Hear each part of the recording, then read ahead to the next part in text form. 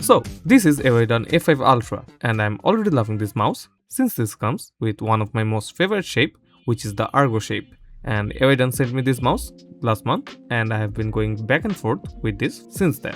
And now, let's have a quick impression about this mouse. So, the Eweadn A5 Ultra comes with a pretty generic cardboard box, and it has all the features of it labeled in the front on the back.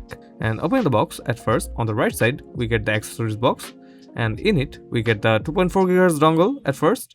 And yes, this mouse doesn't come with any place to store the dongle inside, which can be a bummer for some. Then we have the braided Type-C to A cable, and it is the generic yet decently made cable, so nothing much to say about it. Then there are some grip tapes, but no extra fits unfortunately, which if included would have been a bit more appreciable considering the price. And lastly, there's the user manual with all the guide you need about the mouse, and that's about it for the box contents. And now, let's check into the mouse. So, getting the mouse out of the plastic wrap, we finally get our glimpse on the beautiful matte black Argo mouse, which is also quite big. And that's about it for the unboxing.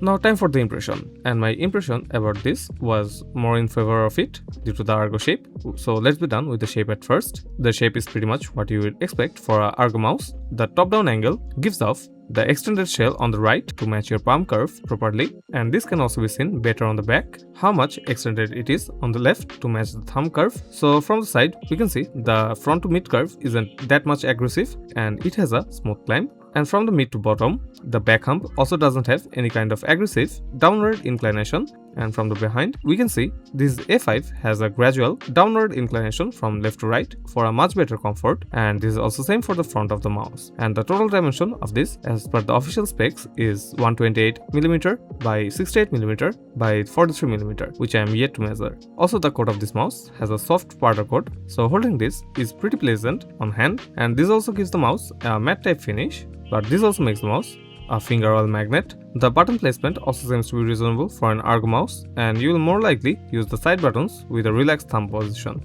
And checking the bottom side, we can see there are two large fits on the top and the bottom with a small one on the side. Also, the middle of the mouse has few cutoffs on it, making the mouse lighter probably. And looking here, we can see the sensor isn't exactly on the middle, rather it's a bit on the top, but I am yet to see any kind of sensor misalignment or such that can cause the mouse to face any issues. And right beside the sensor there's the timer switch, and right below there's a small button thingy for the DPI settings. So for now the build quality seems pretty firm and solid for the mouse, and holding this doesn't feel like a cheap mouse at all.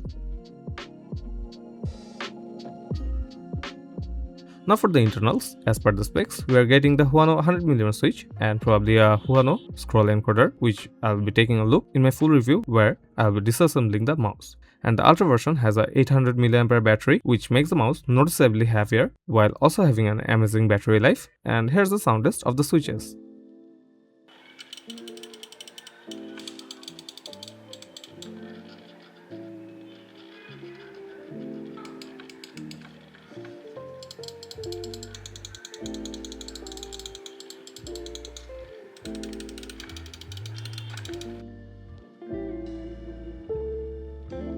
Again, for the performance, being a Pixar 3395 mouse, it's already a semi-flagship mouse considering the current standard. Yes, it does have 1 kHz polling rate, even though it being a 3395 sensor, but in gaming performance, the mouse was smooth as it should be. And yes, the 8 kHz polling rate doesn't necessarily give the lowest latency on the mouse, but the people this mouse is catered towards shouldn't really matter that much is what I am guessing. And the 800mAh battery makes the mouse pretty heavy, but also makes the mouse have a pretty long battery life. But the fits aren't that much good, much like the typical set of OEM fits. And it has a balance glide so far, and the Argo shape for a palm grip user, and you can also claw or fingertip grip this, but this mouse is catered towards the large hand users and not for the small hand users.